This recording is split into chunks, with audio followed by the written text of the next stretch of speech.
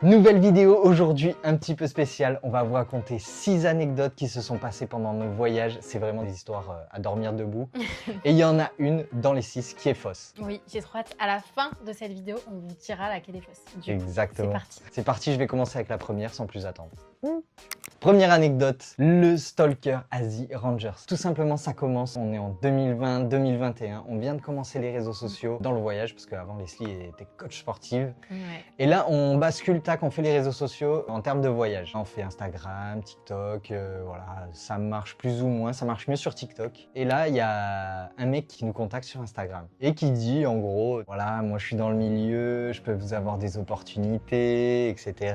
Je peux vous avoir des collabs avec des hôtels, je peux vous expliquer comment ça se passe dans ce business, etc. Ouais, en gros, Comment réussir, quoi. En gros, c'est le big boss, quoi. Voilà, c'était un photographe.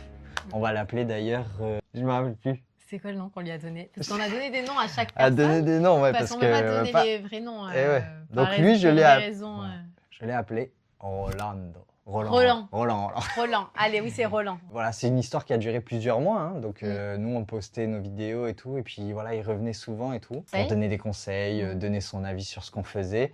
Et moi, Leslie, elle est très bisounours. Donc elle tombe vite dans les panneaux comme ça. Et moi, je suis très terre à terre, très loin. C'est sympa. Sipo, il veut vraiment nous aider. Et tout. Voilà. Très loin de tout ça. Moi, non, c'est mort et tout. Donc voilà, il essaye de nous voir, etc.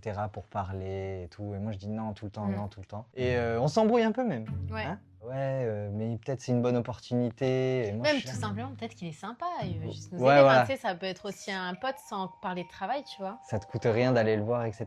C'est vrai, c'est pas faux. On commence à faire un petit peu des vues sur TikTok. Ça commence à monter au niveau des abonnés, mais sur Instagram, moins. Et lui, en gros, il critique vachement TikTok. Il critique vachement ce qu'on fait. Il dit, oh, vous faites quoi là-bas? Ça sert à rien. Vous perdez votre temps. Ça va rien vous apporter. Ça va rien vous... Ouais, exactement. Ça va rien vous apporter. Laissez tomber. Moi, je suis très têtu. J'écoute pas, quoi. Donc, on continue comme ça et on commence tant à... mieux. Ouais, et tant mieux au final. Par contre, on commence à avoir des petites collabs par-ci par-là avec des hôtels. Voilà, on a des petits trucs. On est invité à droite à gauche et tout. Ouais. Et là, son discours, il commence un peu à changer. Il commence à poser des questions. Un peu. Ouais, non, mais ça, comment ça se fait? C'est grâce à quoi et tout? Comment nous, on vous lui avez dit, eu ça, c'est grâce à TikTok et tout, parce qu'on a beaucoup d'abonnés, ça marche plus que Instagram et tout. Il dit, non, impossible. Impossible, c'est pas ça, c'est faux, vous avez dû acheter. Et là, il commence, en fait, le discours change. Ouais. Des jours, il va dire, ouais, vous avez acheté vos abonnés, c'est pas possible ce que vous faites, je comprends pas pourquoi ça marche. On a un personnage, en fait, qui change de discours du jour au lendemain, mais qui veut toujours continuer à nous voir et tout. Donc déjà, là, ça change, Leslie, elle commence à se poser des questions. Ouais. Là, on est à Bali, en Indonésie. On a fait 6 mois d'affilée. On part en Thaïlande, mais d'abord, on s'arrête en Malaisie, en fait. Donc, on s'arrête en Malaisie, on fait un petit peu des vidéos là-bas. Et lui, il continue à parler, etc.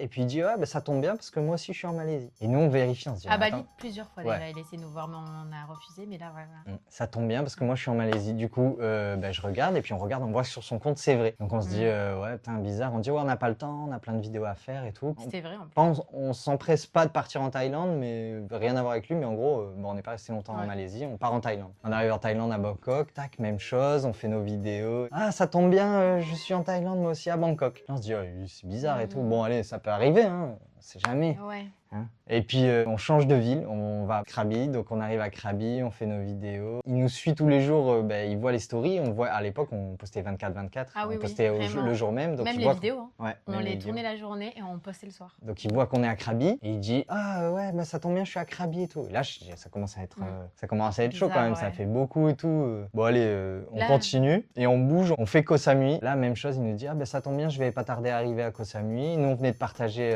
un hôtel, bon plan, voilà, c'est ce qu'on faisait beaucoup avant, bon, qu'on fait toujours. De là, je dis, ouais, vas-y, c'est pas possible et tout, viens, on le bloque. C'est chiant, tu vois, tous les jours, ouais, venez, on se voit et tout. Mais surtout qu'on se sent suivi, quoi. Voilà. C'est genre, c'est trop bizarre, enfin, c'est jamais arrivé. Ouais, c'est jamais arrivé. Genre, c'est jamais arrivé. Du coup, on le bloque, puis plus rien, du coup. Donc, il se passe un peu de temps, 1 semaine, 2 semaines, et un soir, c'est là qu'il s'est passé quelque chose de très bizarre. Un soir, on va pour se coucher, pas très tard non plus, il était 21h, 22h, et tout simplement, on entend quelqu'un qui toque à la porte. Et je me dis, on bouge pas, quoi. En gros, je me dis, c'est rien, c'est peut-être quelqu'un qui s'est trompé et tout, on bouge pas, j'attends, pour voir si ça insiste ou pas. Et là, ça insiste. Du coup, peut-être 3 fois, je crois, 3 ou 4 fois, je me rappelle plus. Je vais voir à la porte, je regarde dans l'œillet, et je vois en fait quelqu'un, enfin, une silhouette plus, à quelqu'un avec un sweat à capuche, mais un peu tête baissée, enfin c'est bizarre, je vois pas trop le visage, c'est un peu sombre, et donc je vois pas trop qui c'est. Et je dis, c'est trop bizarre, il y a un mec comme ça, peut-être s'est trompé, enfin c'est bizarre, je veux pas ouvrir, on sait jamais quoi. On pense pas à lui, on appelle la réception, on dit ouais, il y a quelqu'un devant notre porte qui tape, on sait pas qui c'est bizarre. Elle dit ouais, ben on vous envoie quelqu'un, ça doit être...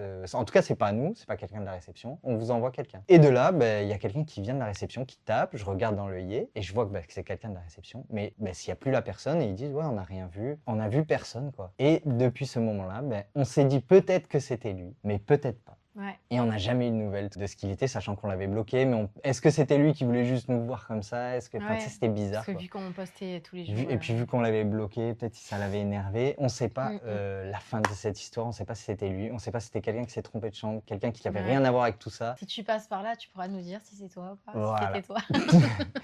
Voilà, c'est fini pour mon anecdote. Voilà, est-ce qu'elle est vraie? Est-ce qu'elle est fausse? À vous de le dire. Deuxième anecdote, c'est à moi. C'est parti. Donc trop bon, trop con. Donc pour le contexte, on est en Australie. Donc pour ceux qui sont pas au courant, on a fait un PVT en Australie. C'est un visa vacances-travail que tu peux faire pendant 3 ans en tant que Français. Donc tu peux travailler ou voyager dans le pays. Donc on fait ça, on est là-bas, on discute avec 2 personnes, un couple sur les réseaux sociaux. On sympathise de fou. On va les appeler Gabin et Olivia. C'est les prénoms que je leur ai trouvés.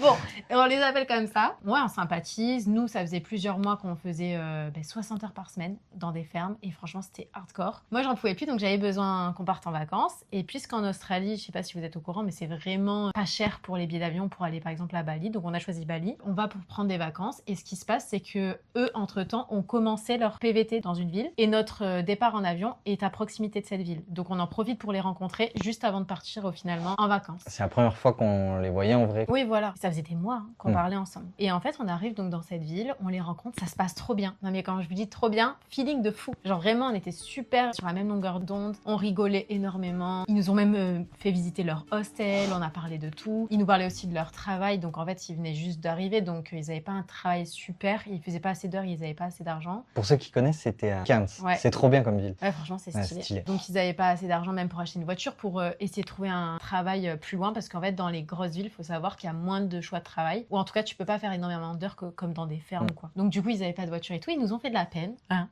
Et du coup, nous, on s'est dit, viens, vu qu'on part. Ils nous ont fait de la peine. Si je peux me permettre, vas-y. rajouter un petit truc pour mettre le contexte. Nous, en Australie, déjà, ça faisait plusieurs mois qu'on y était. Et quand tu es en Australie, nous, on gagnait super bien notre vie. Ah oui, en Australie. Donc, tout simplement, ils nous ont fait de la peine. Et aussi, on était à l'aise financièrement. Ouais, à ce moment-là, on était à l'aise financièrement. Donc, on s'est dit, on part en vacances. Ils n'ont pas de voiture. Nous, notre voiture, elle va rester là pendant qu'on est en vacances. Dans leur faire profiter de notre voiture, on leur prête notre voiture. Alors qu'on les connaît depuis quelques heures. Ouais.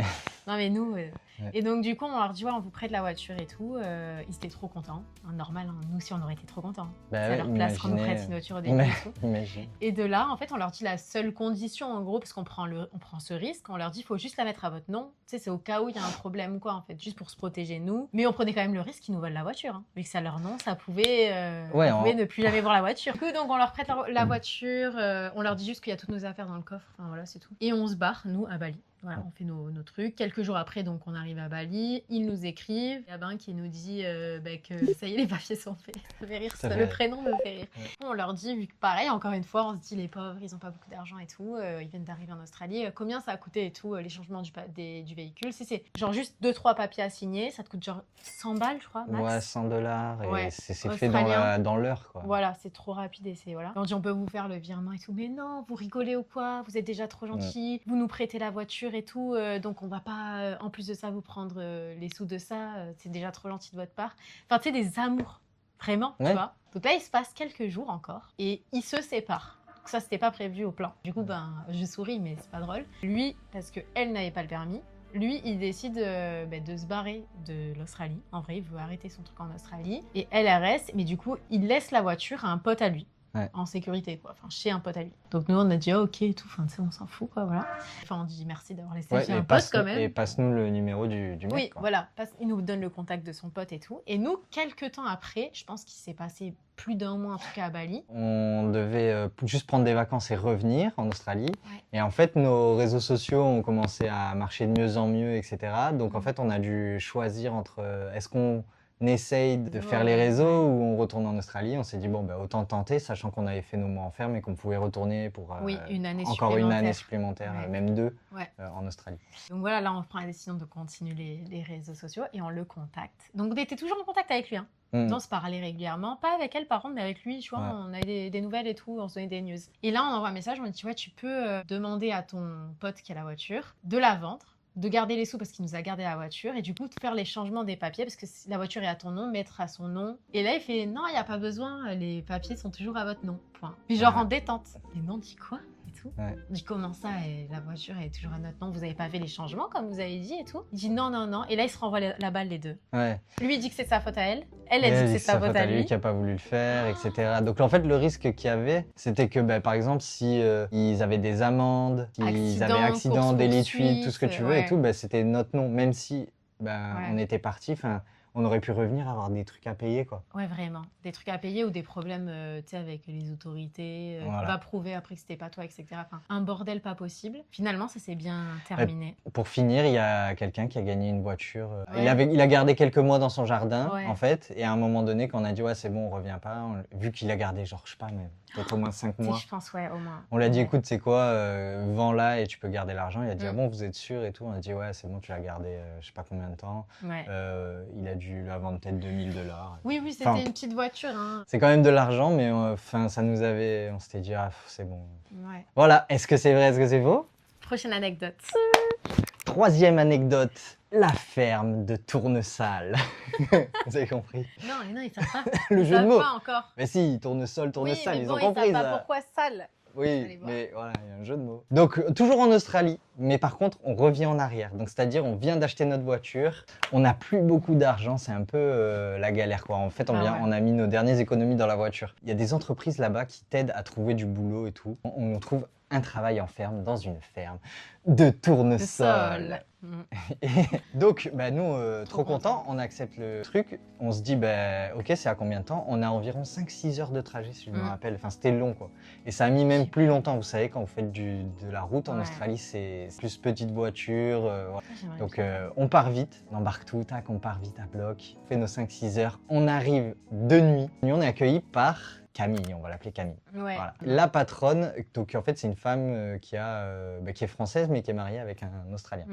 Donc on est accueillis de nuit, elle commence à nous faire visiter du coup la maison là où on va dormir, tout simplement une villa où il y aurait à l'intérieur que des employés, tous les employés et c'est les employés français, voilà, que des garçons. Donc on arrive devant, il y a un petit peu de bordel mais ça va sans plus et tout. Et elle rentre dans la maison. Elle ouvre la porte. Elle ouvre la porte.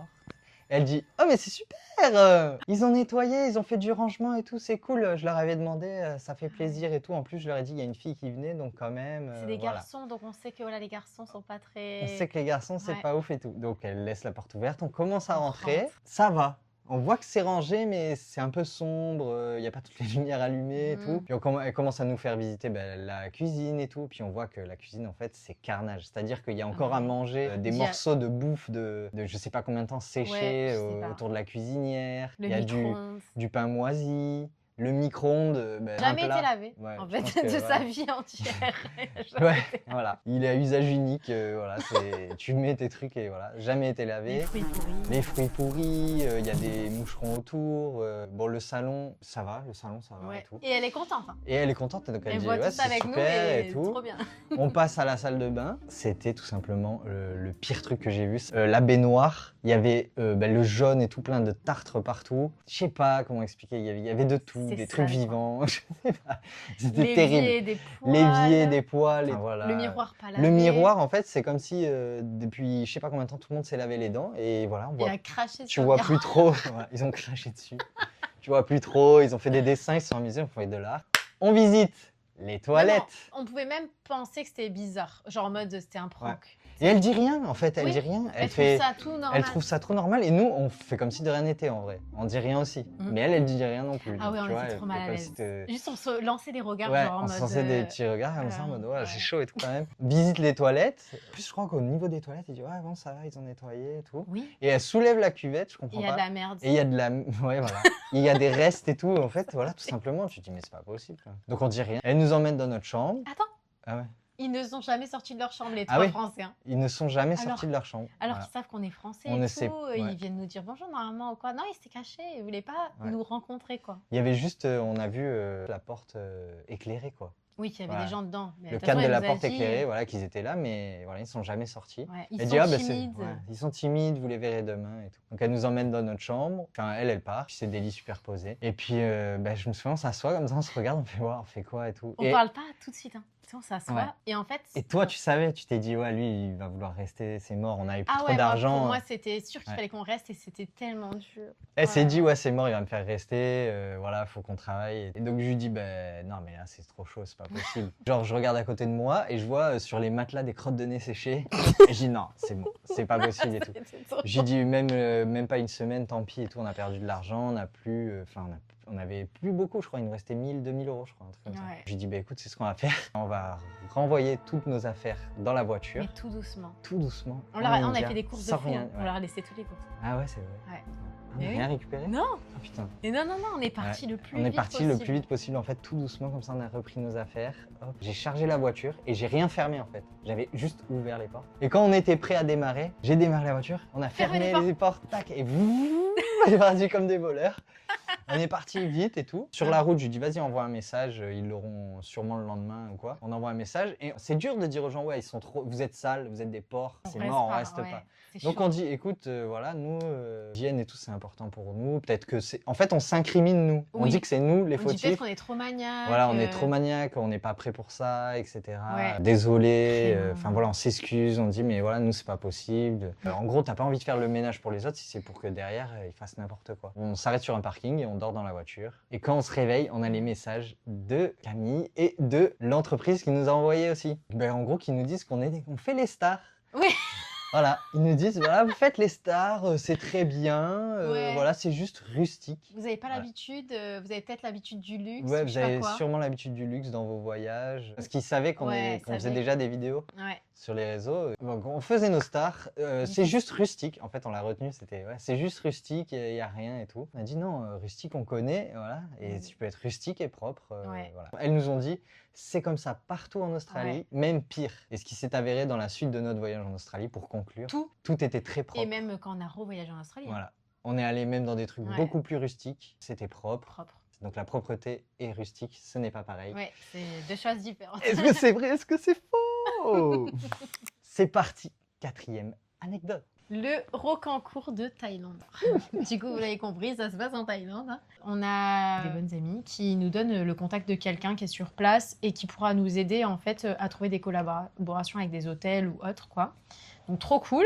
Donc le gars, on le contacte, il nous trouve une collab, on le rencontre, on se fait même des restos et il insistait même pour payer, donc on payait chacun notre tour. Bon, ça, vous verrez pourquoi. Je dis ça. Et en fait, il nous a même gardé notre valise, le gars. Tu te rappelles? Deux Il a valises. même gardé nos 2 valises à un moment donné. Super feeling. Il se passe des mois où on se voit de temps en temps à chaque fois qu'on passe dans la ville où il habite et où il travaille. Donc voilà, on a une très bonne relation en vrai avec lui. On se donne des nouvelles de temps en temps où on est, où il est et tout. Pour aller un peu plus vite, on arrive à la dernière fois qu'on le voit. Dans un beach club, on mange ensemble. On discute et il nous pose des questions sur notre boulot, donc en mode qu'est-ce que vous avez comme contrat? Mais nous, ça ne nous posait pas problème parce qu'on avait l'habitude de parler de nous et de lui quand on est avec nous, enfin de nos travails. Nous, on lui a dit en plus qu'à ce moment-là, on venait de rentrer dans une agence et c'est une des plus grosses agences de France. Donc du coup, lui, il voit de quelle agence il s'agit, etc. Il nous dit waouh, c'est un truc de fou. Enfin, tu sais, il était trop content pour nous en vrai. Ouais. Et on parle de nos contrats, etc. Et bon, bref, ça se finit comme ça, on le voit pas. Enfin, on se barre comme ça, bon, on repart en voyage, quoi. Et quelques temps après, je pense semaine ou mois, j'arrive plus trop à savoir ça, il nous contacte en fait pour nous demander de lui prêter de l'argent. Donc nous, il faut savoir qu'à cette période-là, pour mettre le contexte, on était dans la merde. Genre vraiment, c'était la cata. Ça fait un petit moment qu'on était dans cette agence, on avait quasiment pas de contrat, on gagnait de moins en moins d'argent. Et on avait même pensé à tout arrêter, les réseaux sociaux, et repartir en Australie. Donc vraiment, c'est le plus bas du plus bas. Et il nous demande de lui prêter 1200 € et il nous dit, je vous les rends la semaine prochaine dès que j'ai les sous en fait de mes clients, quoi. Nous, on dit OK. Et pourquoi on dit OK? Et pourquoi on fait le virement? Parce qu'on le fait direct, le virement. Parce que pour vous expliquer un peu la situation du gars, si tu veux un peu, si j'oublie des trucs, tu me dis. Il voyage en première ou business class, il a bossé avec des célébrités et c'est vrai. Tout ce que je dis, c'est des choses avec des preuves. hein. Il a plusieurs boulots sur place dans la ville en Thaïlande. On est même allé chez des clients à lui, tu vois, pendant qu'il travaille et tout. Donc tout son train de vie est bien et il gagne très bien sa vie. Enfin, voilà, quoi. Donc nous, qu'est-ce qu'on fait? On fait le virement, comme je disais. On se pose pas trop de questions parce qu'on se dit c'est un mec qui gagne très bien sa vie. Pourquoi il nous rendrait pas les sous, quoi? Clairement. Mais on s'est pas posé la question. Mais non, en fait, on s'est en mode c'était bon. En vrai, quand on a envoyé les sous, on a dit putain, c'est une somme, et vu qu'on était dans la merde, c'était chaud. Mais on était sûr que ce mec allait nous rendre les sous. On était même chez mes parents en France à ce moment-là. Donc en mode, voilà, on n'avait pas de dépenses à ce moment-là. Donc il se passe la fameuse semaine d'après entière, et pas de nouvelles du gars. Pas de nouvelles du mec. Donc du coup, vous comprenez bien qu'on lui a demandé où c'en est le remboursement, quoi. Et il nous sort des excuses. Mais ça dure des mois. Jusqu'au moment où il ouvre même plus nos messages. En fait, en mode il nous ghost. Aucun respect, le mec. Et dans les messages, avant qu'il nous ghost, dites-vous qu'on lui disait que c'est de pire en pire notre situation. Vraiment, il nous faut vraiment les sous, on en a besoin. Parce que sinon, c'est la merde, quoi, pour nous, quoi. Donc en gros, nous, on l'a aidé dans une situation galère. On lui a même pas demandé c'était quoi le problème, en plus. Et nous, on lui parle de nos problèmes. On lui dit qu'on est dans la galère, qu'il faut qu'il nous rembourse. Et il s'en fout. Il s'en fout. Et là, on apprend que nos amis qui nous avaient recommandé son contact, donc il y a plus d'1 an, je pense, viennent en Thaïlande et à la même date que nous, donc on va pour se voir. Et elle nous dit que c'est ce mec-là, donc on va l'appeler Arnako. C'est vrai que je vais pas donner un nom. Arnako. Donc Arnako, qui leur a organisé tout le voyage. Et nous, on était obligés à ce moment-là de leur raconter tout. Donc on leur raconte tout.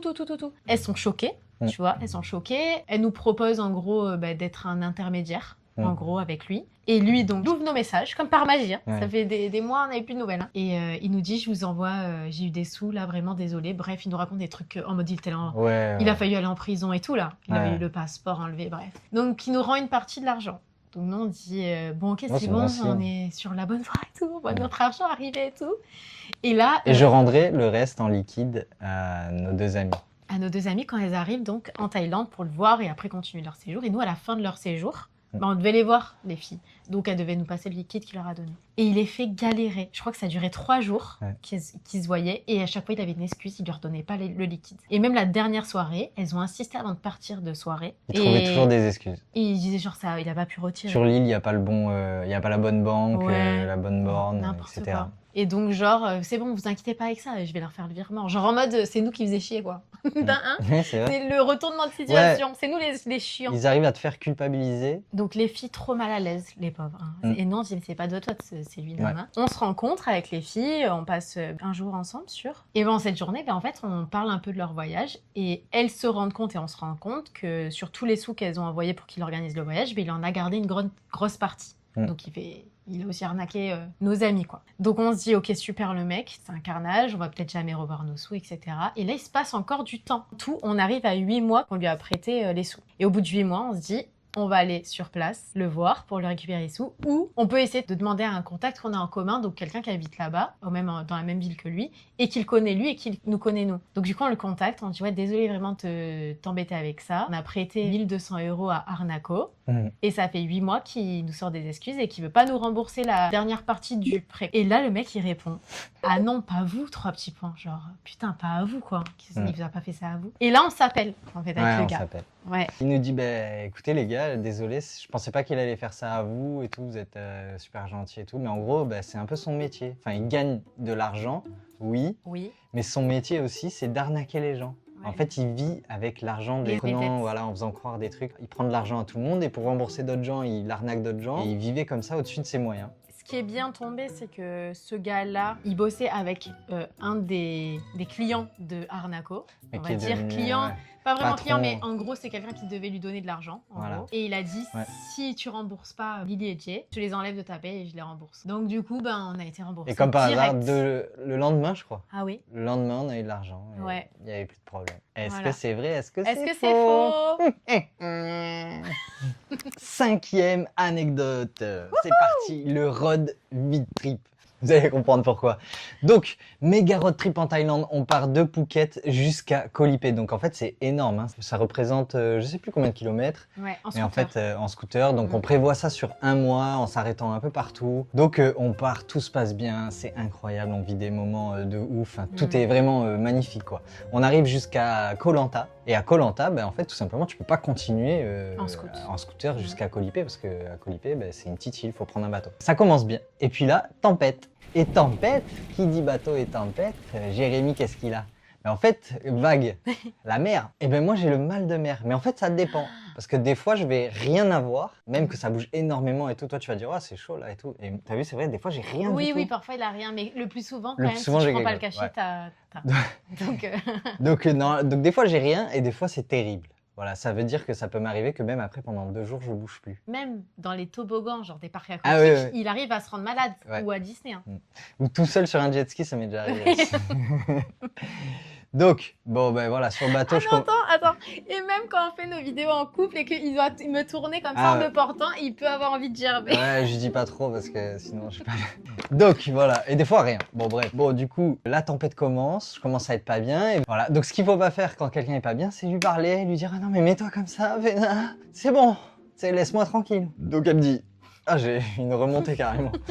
Donc, elle me dit, vas-y, regarde au loin, non mais mets-toi comme ça, respire et tout. Et donc moi, je suis comme ça.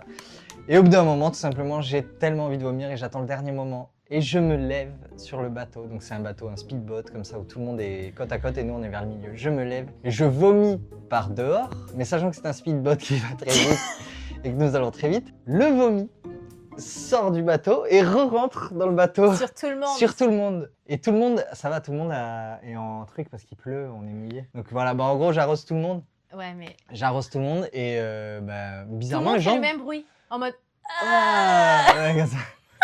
Moi, je suis pas bien en fait, je regarde personne, je m'en fous. Enfin, je m'en Ouais. fous pas en fait, je sais ce qui s'est passé, je suis Mais t'es gêné. dans ton truc. Mais je suis tellement mal que voilà. Donc on arrive à destination, il fait beau. Moi, j'ose même pas regarder les gens. Ouais. Tellement, vu que je suis avec lui, je me sens mal à l'aise. Les gens, ma tête. mais t'as vu que les gens étaient gentils, ils m'ont Ah non, mais donné, c'est un truc de qui fou. se sont fait vomir dessus, ils m'ont donné des papiers, de Trop l'eau, gentil. etc. Des sacs en Ouais, plastique. des sacs en plastique, etc. Bon, j'ai plus vomi après ça. Ouais. J'arrive, je m'arrête sur la plage, je revomis sur la plage. Finalement, ça dure un jour là cette fois-ci où je peux pas bouger. Et puis après, on fait notre. C'est pas fini. Hein, Attends, c'est non, mais le juste road ils te trip, disent tous qu'ils pensaient que t'avais la gueule de bois. Ah oui, ils pensaient tous que Ah j'avais ouais. bu de l'alcool alors que je bois pas du d'alcool.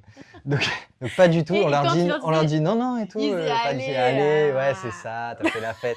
Non, franchement non. Bref, tout va mieux. On fait notre trip à Koh Lipe et on repart dans l'autre sens. Bon, ça se passe bien dans le bateau. On prend le scooter, on se prend une tempête Ah, un truc de fou. sur le scooter de fou pendant 3 heures. Et on roule à fond. Je vois que ça glisse un peu. Ouais, Koh Lanta Koh Lanta, jusqu'à Krabi. Krabi. Ouais, c'est le truc qu'il ouais. fallait pas faire. Et tout simplement, quand on arrive. Donc je vois que des fois ça glisse un peu, mais ça va. Donc il se passe 3 heures et on arrive. Je vois l'hôtel et il y a juste un virage devant, le dernier virage. Et tout simplement, nous tombons, nous glissons. Ouais, mais un virage, pas une épingle. mais Non, presque. ouais, voilà, qui tournait bien, mais Ouais. tranquille. Donc je vois l'hôtel et on tombe comme ça devant l'hôtel. Limite. Obligé de l'amener à l'hôpital, elle pouvait plus marcher. Après, on a fini le road trip, 30 km/h jusqu'à Phuket. J'ai encore peur du scoot. Ouais. Enfin, moins qu'avant. Moins qu'avant, mais genre Dès je pouvais qu'il pas pleut, rouler. c'est mort, par Je exemple. pouvais pas rouler plus vite que 20 ou 30 km/h parce qu'elle avait peur. Mais après, en même temps, imagine, t'es blessé, genre t'as la jambe. En fait, c'est ça, ouais. Et t'es comme ça sur le scooter, tu dis, si on tombe, je me Là, fais encore vraiment, mal, je c'est me- sûr. Je peux ouais, pas. je me- et- Donc voilà, c'était le road trip Ouais. infini galère. Voilà. Ah non, mais vraiment. Sur le scooter, tu sais, à chaque fois que tu prenais une bosse ou quoi, moi, ça me faisait super Ouais, ça mal me parce faisait que mal. j'avais un hématome dans l'os, en fait. Et du coup, à chaque secousse, ça secouait mon genou. Ah, c'était affreux, vraiment, c'est vrai. Et le pire, c'est que comment on y est allé, à votre avis, à l'hôpital? En scooter, j'ai En dit. scooter. Ah, tu l'as dit, je savais pas pourquoi. Je vous avais dit qu'elle avait pas de mémoire et c'est même très court. Tu vois. Voilà. Est-ce que c'est vrai? Est-ce que c'est faux? 6e et dernière anecdote. Alors, contexte, on est en Australie, à Bowen dans le Queensland. Décidément, en Australie, Ça en est passé des choses. On bosse dans une ferme de légumes et plus précisément, donc c'est haricots verts et maïs. Donc les gros maïs et les baby maïs, donc les petits maïs, vous savez. Écoutez l'ambiance avec les gens avec qui on bosse parce que c'est du travail en chaîne sur des machines. Trop bien, on travaille avec des Samoa, donc c'est des îles pas très loin de l'Australie et des îles Salomon aussi. Ils sont trop sympas, genre vraiment trop gentils et tout. C'est des machines de guerre par contre, genre vraiment. Ils sont géants. Ils ont tac, ils vont super vite et tout. Ils sont jamais fatigués. Nous, on était fatigués quand même vite, Ouais. on rappelle.